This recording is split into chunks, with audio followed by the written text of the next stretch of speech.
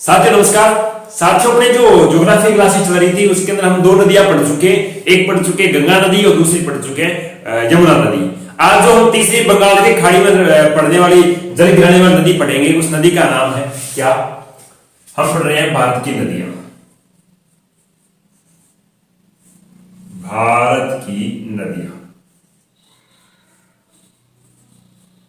इस भारत की नदियों के अंदर हम दो नदियां पढ़ चुके हैं, पहली गंगा और दूसरी यमुना। तीसरी आज नदी पढ़ेंगे, नदी का नाम है, नदी का नाम तो मैं नहीं बताऊंगा, पहले कौन सी नदी पढ़ेंगे? पुल्लिंग। गुरुजी पुल्लिंग नदी कौन सी होती है? ऐसा तुमने कोई नाम भी नहीं सुना? हाँ बिल्कुल, आज हम पुल्लिंग नदी पढ़ेंगे। गुरुजी होती कौन सी है पुल्लिंग नदी? जितनी भी नदियां पढ़ी सारी की सारी नदियां पढ़ेंगे कौन सी गुरुजी? हम पढ़ेंगे स्त्रीलिंग। कौन से पढ़ेंगे? स्त्रीलिंग। लेकिन ये मात्र एक ऐसी नदी है जो नाम के अकॉर्डिंग, ये कौन सी नदी है? पुल्लिंग नदी है। नदी का नाम क्या है? नदी का नाम है ब्रह्मपुत्र। क्या नाम है नदी का? ब्रह्मपुत्र।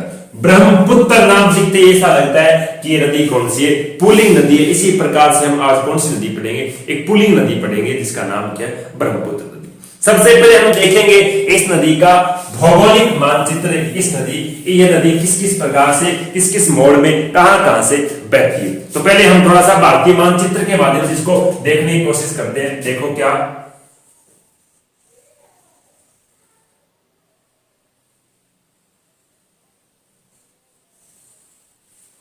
यहां पर देखोगे तो आपको भारत का मानचित्र दिखाई दे रहा है। बस इतना ही देखो, आपको ज्यादा क्यों अपने को इसके अलावा तो कुछ करना है नहीं।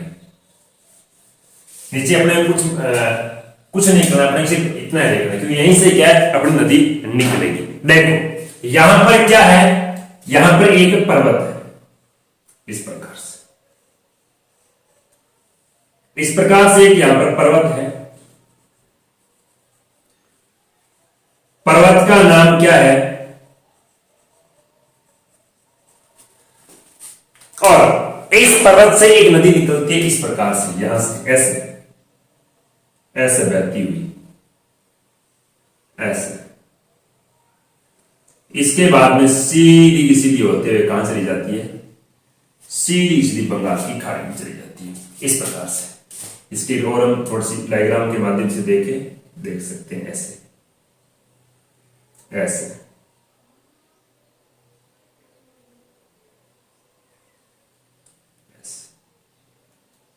गुरुजी आपने बीच में इसकी चौड़ाई ज्यादा कर दी। हाँ बिल्कुल, बीच में इसकी क्या है? चौड़ाई अधिक ही रहती है, वो भी चर्चा इसकी करेंगे। ये देखो, ये जो मैंने आपके सामने एक भौगोलिक रेखा चित्र बनाया है, ये रेखा चित्र किसका बनाया है? ये रेखा चित्र बनाया मैंने ब्रह्मपुत्र नदी का। ये ब्रह्मपुत्र नदी कहां से निकलती है, कहां से होते हुए और कहां पर जाकर अपना जल गिराती है, इसकी चर्चा करें तो सबसे पहले देखेंगे क्या कि नदी के बात करेंगे उद्गम स्थान की। ये आपको भारत का मानचित्र दिखाई दे रहा है। इसके भारत के मानचित्र में यहां से इस प्रकार से नदी का उद्गम होता है। कौन सा? अगर देश की बात करूं, यहां पर प्राचीन समय में तो देखो देश था तिब्बत, लेकिन वर्तमान में तिब्बत नाम का कोई देश तो है नहीं। तिब्बत पर पूर्णतः कब्जा किसका हो चुका है? चीन का हो चुका है। इसलिए हम क्या पढ़ेंगे? यहाँ पर चीन ही पढ़ेंगे। देश के संदर्भ में देखा जाए तो कौन से देश से इसका उद्गम होता है? चीन देश। कौन से देश से? चीन देश से। और अगर पर्वतों की श्रृंखला बात की जाए तो हिमालय से। हिमालय के कौन से भाग से? हम कहते हैं ट्रांस हिमालय से। कौन से हिमालय से? Trans Himalaya. Trans Himalaya. Trans Himalaya में कौन से पर्वत से? तो पर्वत का नाम रहता है कौन सा? पर्वत है कैलाश। कौन सा पर्वत है? कैलाश पर्वत। इस कैलाश पर्वत के ऊपर कहते हैं एक छोटा सा हिमनद रहता है। क्या रहता है? हिमनद। और उस हिमनद के पास में एक झील है। झील का नाम क्या है? हिमनद बताता हूं। हिमनद का क्या नाम है? अगासी। अगासी हिमनद। इस अगासी हिमनद के पास में एक छोटी सी झील है। झील का नाम है मानसरोवर। इस मानसरोवर झील के पास में अब देखो, इस अगासी हिमनद के पास छोटा सा एक स्थान है। अब चीन के अंदर तो आपको पता है, नाम चीनी भाषा के लिखा हुआ मिलेगा। नाम के स्थान का नाम है चेमायुंगेडुंग, क्या नाम है? चेमायुंगडुंग नामक स्थान। ये स्थान रहता है यहाँ पर अगासी हिमनद के पास मानसरोवर झील के तट पर एक छोटा सा स्थान है। स्थान का नाम क्या है? चेमायुंगडुंग नामक स्थान। यहां से इस नदी का क्या होता है उद्गम? कौन से देश से? चीन देश से। हिमालय के कौन से भाग से? ट्रांस हिमालय से। कौन से पर्वत से? कैलाश पर्वत से। कौन से हिमनद मतलब ग्लेशियर कौन सा है? हम कहते हैं अगासी हिमनद से। और झील कौन सी है? मानसरोवर झील। और मानसरोवर झील के पास में छोटा सा एक स्थान है। स्थान का नाम क्या रहता है? चेमायुंगडुंग नामक स्थान। इस स्थान से किस नदी का उद्गम होता है? नदी का नाम रहता है ब्रह्मपुत्र नदी। समझ आ गई बात की उद्गम इसका कहां से होता है? तो चीन देश से होता है। इसके बाद में बात करते हैं क्या? इसके बाद में बात करते हैं इस नदी के क्या गुरुदेव विस्तार से लेकर कि ये नदी कहां कहां किस किस देश में बहती है और कौन से राज्य में बहती है। अगर विस्तार की बात की जाए क्या संदर्भ में? विश्व के संदर्भ में अगर चर्चा करें तो विश्व के संदर्भ में बहती है 3 देशों में। कितने देशों में बहती है? 3। सबसे पहला देश है, देश का नाम क्या है? चीन। चीन के बाद में बहती है क्रमवार देखा जाए दूसरा देश आता है कौन सा? अपना जिसके अंदर हम रहते हैं कौन सा? भारत। भारत के बाद में ये बहती है कौन से देश के अंदर? देश का नाम है बांग्लादेश। इन 3 देशों के अंदर इसका क्या रहता है विस्तार। विश्व के स्तर पर ये नदी कितने देशों में बहती है? 3 देशों में। एक देश का नाम क्या है? चीन, दूसरा भारत, तीसरा बांग्लादेश। इन देशों के अंदर अगर विश्व के संदर्भ में देखी जाए कितने किलोमीटर इसका विस्तार रहता है तो ये गुरुजी कितने 2900 किलोमीटर क्या है भारत विश्व के अंदर इसका क्या रहता है फैलाव रहता है। जिनके अंदर सर्वाधिक ये किसके अंदर फैली हुई है? तो सर्वाधिक फैली हुई है किसके अंदर? चीन के अंदर। और न्यूनतम किसके अंदर फैली हुई है? तो न्यूनतम की अगर चर्चा करते हैं तो न्यूनतम फैली हुई है बांग्लादेश के अंदर। किसमें फैली हुई है? बांग्लादेश में। न्यूनतम बांग्लादेश में फैली है, सर्वाधिक किसके अंदर फैली हुई है? चीन। तो चीन में 2900 के अंदर से कहते हैं कितने से 1200 किलोमीटर इसका चीन में विस्तार रहता है। 916 की समथिंग किसके अंदर विस्तार रहता है? भारत के अंदर। बाकी बचा हुआ सारा किसके अंदर रहता है? बांग्लादेश के अंदर इसका क्या रहता है? विस्तार रहता है। अगर बात की जाए क्या कि भारत के संदर्भ में क्या बात की जाए कि भारत के संदर्भ में इस नदी का विस्तार कौन कौन से राज्य में रहता है? तो भारत के अंदर मुख्यतः 2 ही राज्यों में रहता है। पहला नाम है अरुणाचल प्रदेश। कौन सा राज्य है? अरुणाचल प्रदेश। अरुणाचल प्रदेश के बाद में अगर दूसरे राज्य की बात करो, राज्य आता है नाम क्या है? असम से आप असोम भी कहते हो। इन 2 राज्यों के अंदर बाद में क्या रहता है? इसके अंदर ये इस ब्रह्मपुत्र नदी का क्या रहता है? विस्तार। बात आती है क्या कि सर्वाधिक विस्तार कौन से राज्य में? सर्वाधिक फैली हुई है कौन से राज्य में? असम राज्य में। और न्यूनतम किस राज्य में फैली हुई है? हम कहते हैं अरुणाचल प्रदेश राज्य में इसका क्या रहता है? न्यूनतम विस्तार रहता है। इसके बाद हम बात करते हैं, हमने उद्गम की बात कर ली, उसके बाद बात कर ली विस्तार की बात कर ली। तो अब हम चर्चा करते हैं इसके बाद में कि इस नदी के संदर्भ में इस नदी के कोई उपनाम है क्या। देखो बात करते हैं उपनामों की। तो देखो इसे भी आप स्क्रीनशॉट ले लिया होगा, साफ करता हूं। देखो बात रहती है इस नदी को क्या करती है? इस नदी के उपनामों की अगर चर्चा की जाए तो इस नदी को किस देश के, जैसे चीन देश के अंदर बहती है तो चीन देश के अंदर इस नदी को कहा जाता है क्या? सांगपो। कि सर्प के आकार में बहने का इस नदी को क्या कहा जाता है? चीन के अंदर सांगपो के नाम से जाना जाता है। कहने का कौन से देश में इसे सांगपो कहा जाता है? चीन देश में। ब्रह्मपुत्र नदी को उद्गम स्थान पर किस नाम से जाना जाता है? सांगपो के नाम से। लेकिन भारत के किस राज्य में? भारत का राज्य है, राज्य का नाम है अरुणाचल। कौन सा राज्य है? अरुणाचल। अरुणाचल प्रदेश के अंदर कहते हैं इस नदी को कहा जाता है किसके नाम से पुकारा जाता है? दिहांग नदी के नाम से क्या किया जाता है? पुकारा जाता है। दिहांग नदी ब्रह्मपुत्र नदी को किस देश में या फिर किस राज्य में पुकारा जाता है? तो अरुणाचल प्रदेश के अंदर से क्या कहते हैं? दिहांग के नाम से पुकारा जाता है। लेकिन जैसे ये कहते हैं असम राज्य में प्रवेश करती है, असम राज्य के अंदर प्रवेश करते ही कहते हैं इस नदी को किस नाम से पुकारा जाता है? ब्रह्मपुत्र के नाम से पुकारा जाता है। किसके नाम से? ब्रह्मपुत्र को। ब्रह्मपुत्र किस राज्य में कहते हैं? तो असम राज्य के से क्या कहते हैं? ब्रह्मपुत्र कहते हैं। लेकिन जैसे ये नदी कहां पर ये नदी प्रवेश कर जाती है? कौन से देश के अंदर? बांग्लादेश के अंदर। किस देश के अंदर? बांग्लादेश के अंदर प्रवेश कर जाती है। तो बांग्लादेश के अंदर प्रवेश करते ही कहते हैं इस नदी को किस नाम से पुकारा जाता है? जमुना के नाम से पुकारा जाता है। किसके नाम से? जमुना, सॉरी पद्मा। जमुना उस गंगा को कहते हैं। किसके नाम से? पद्मा के नाम से क्या कहता है? पुकारा जाता है। लेकिन जैसे क्या है इस दिशा से हम कह सकते हैं कि दक्षिण पूर्व या सॉरी उत्तर पश्चिम दिशा से एक नदी आके मिलती है, नदी का नाम क्या है? जमुना। इधर से कौन सी नदी आके मिल रही थी? जमुना नदी। ठीक है, ये जमुना होगी और ये कौन सी होगी? पद्मा। जमुना और पद्मा दोनों के जैसे संगम होता है, संगम के बाद न तो पद्मा रहती है न जमुना रहती है, इसके बाद एक नई नदी का निर्माण होता है, उसे हम क्या कहते हैं? मेघना कहा जाता है। तो कहने का अर्थ आप यह कह सकते हो कि ब्रह्मपुत्र नदी को उद्गम स्थान पर सानपुर, अरुणाचल जैसे बाद में प्रवेश करते हैं, अरुणाचल में इसे दिहांग और असम में इसे ब्रह्मपुत्र, बांग्लादेश में इसे पद्मा या किस नाम से? मेघना के नाम से। ये सारे किसके नाम है? ये रहते हैं ब्रह्मपुत्र नदी के अपने अलग अलग उपनामों की चर्चा रहती है।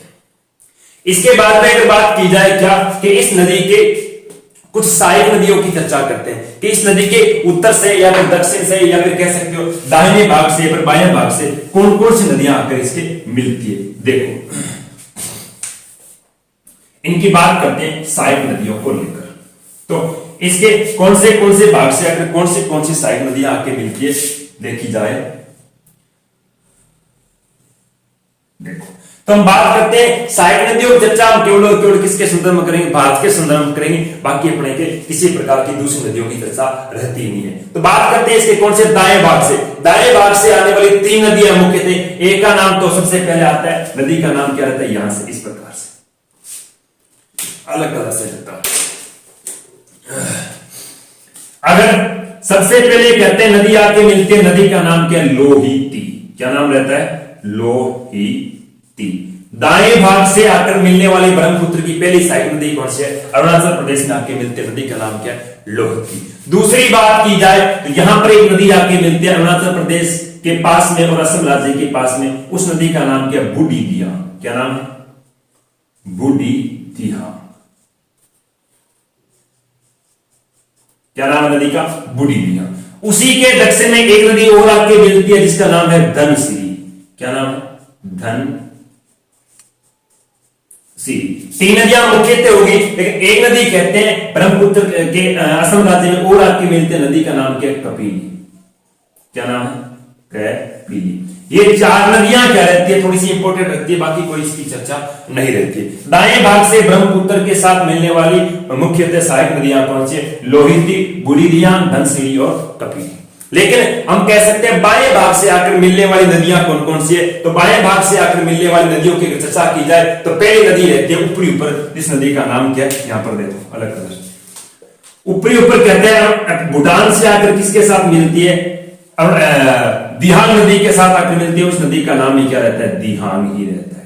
तो कहने का कौन से भाग से? वो दाएं भाग से थी, बाएं भाग से आकर पहली सहायक नदी मिलती है, नदी का नाम क्या रहता है? दिहांग। दिहांग के बाद में अगर बात की जाए तो दूसरी एक नदी आती है, नदी का नाम क्या है? यहीं पर नदी का नाम है सुबनसिरी। सुबनसिरी। ये नदियां क्या करती है? दूसरी नदी आके मिलती है ब्रह्मपुत्र की सहायक। कौन से भाग से? हम कहते हैं बाएं भाग से। पहली आगे कौन सी? दिहांग, पर दूसरी कौन सी आगे? दूसरी आगे, इसका नाम क्या बताया मैंने? सुबनसिरी।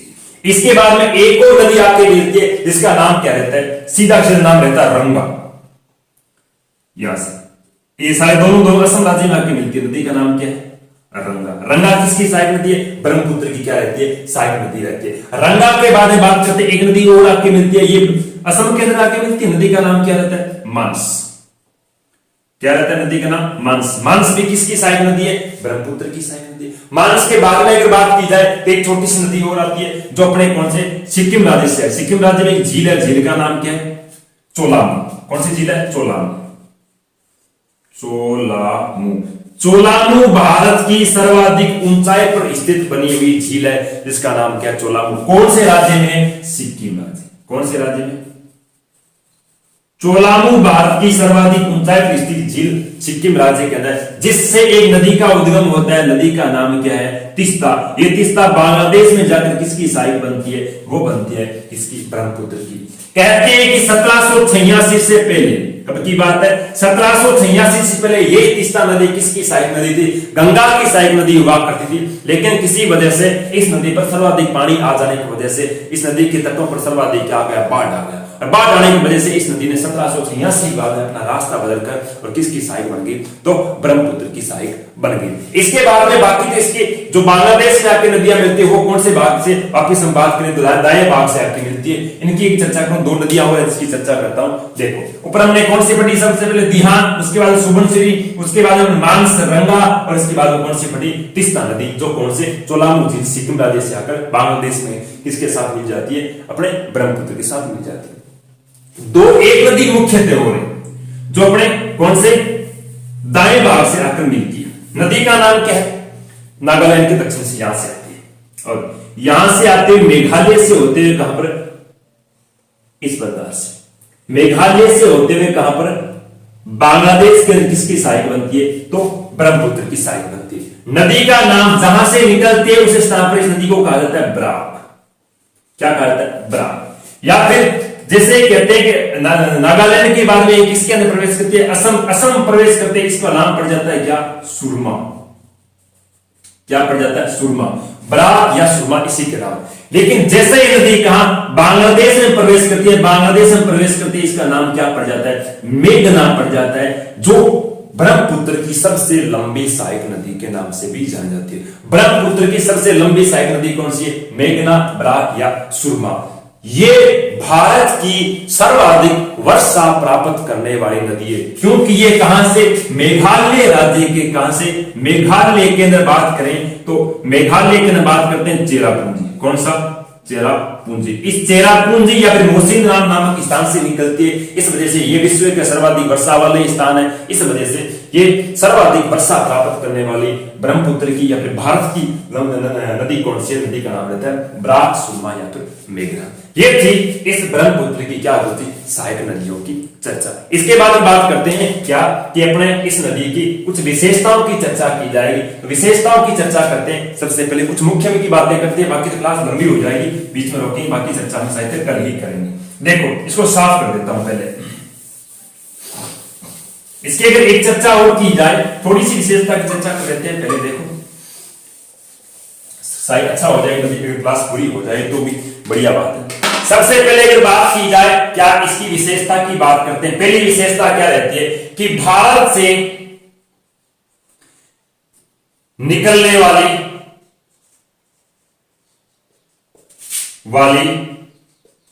सबसे लंबी नदी कौन सी है, ब्रह्मपुत्र। भारत से निकलने वाली सबसे लंबी नदी कौन सी है, ब्रह्मपुत्र। भारत की सबसे लंबी नदी कौन सी है, गंगा। इसकी हम चर्चा कर चुके हैं, क्योंकि भारत का इसका विस्तार केवल 916 किलोमीटर ही रहता है। अगर इसकी दूसरी विशेषता की बात की जाए तो बंगाल की खाड़ी में जल गिराने वाली क्या, भारत की सबसे लंबी नदी है। बंगाल की खाड़ी में जल गिराने वाली सबसे लंबी नदी की अगर बात करूं तो कौन सी रहती है, ब्रह्मपुत्र रहती है, क्योंकि गंगा की लंबाई 2525 है, इसकी लंबाई टोटल कितनी रहती है, 2900 किलोमीटर रहती है। तीसरी अगर बात की जाए क्या, कि ब्रह्मपुत्र नदी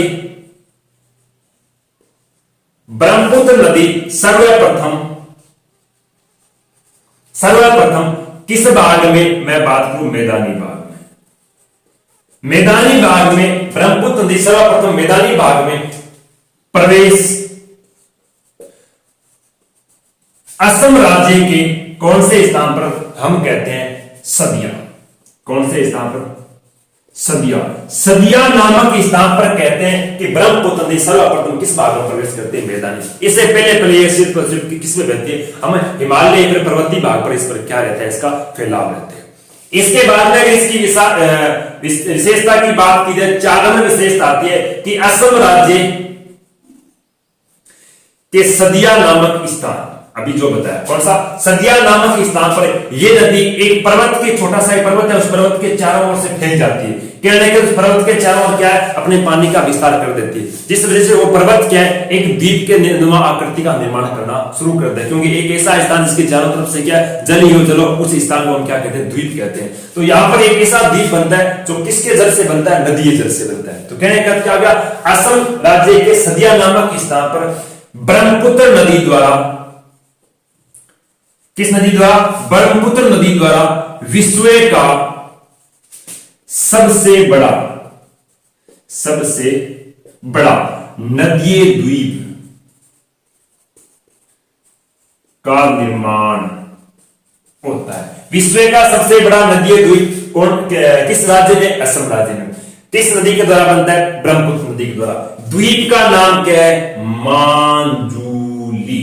मांजुली विश्व का सबसे बड़ा नदीय द्वीप है, किस नदी के द्वारा बनता है, ब्रह्मपुत्र नदी के द्वारा। किस राज्य में, असम राज्य में। इसी वजह से असम राज्य ने कहते हैं इस मांजुली द्वीप को, मांजुली क्या घोषित कर दिया था, जिला घोषित कर दिया था, जो भारत का पहला कह सकते हो, यह आज तक एक ही है, भारत का एकमात्र, लिखो, भारत का एकमात्र नदीय जिला है। क्या है, नदीय जिला। कौन सा गुरुजी, मांजुली, जो गिनीज बुक के अंदर क्या किया गया, दर्ज किया गया है। इसके बाद में अगर इसके अलावा कोई विशेषता की बात की जाए तो 5 नंबर इसकी विशेषता रहती है, वो क्या रहती है कि ब्रह्मपुत्र नदी है, क्या कहा मैंने, ब्रह्मपुत्र नदी भारत की सर्वाधिक, क्या गुरुजी, चौड़ाई में बहने वाली नदी है। कहते हैं कि असम राज्य के अंदर इसकी चौड़ाई हो जाती है गुरुजी कितने किलोमीटर, कहते हैं 10 किलोमीटर तक इसके क्या है, असम राज्य में चौड़ी बहने वाली नदी है। इस वजह से भारत की सर्वाधिक चौड़ाई में बहने वाली नदी कौन सी है, हम कहते हैं कौन सी नदी है, ब्रह्मपुत्र नदी है। इसके बाद में अगर और विशेषता की बात की जाए तो 6 नंबर विशेषता क्या आती है कि भारत का दूसरा, कौन सा, भारत का दूसरा नेशनल वाटरवे, कहने का अंतःस्थलीय राष्ट्रीय जल मार्ग, नेशनल वाटर। पहला कहां पर था, गंगा नदी पर था। भारत का दूसरा नेशनल वाटरवे कहां, असम राज्य। कौन से राज्य के अंदर, असम राज्य। कहां से कहां तक, हम कहते हैं सदिया।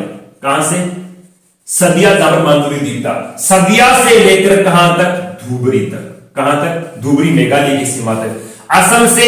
असम में सदिया से धुबरी के मध्य भारत का दूसरा नेशनल वाटरवे किस नदी पर स्थापित किया गया, किस नदी पर है, हम बात करते हैं ब्रह्मपुत्र नदी के ऊपर बनाया गया।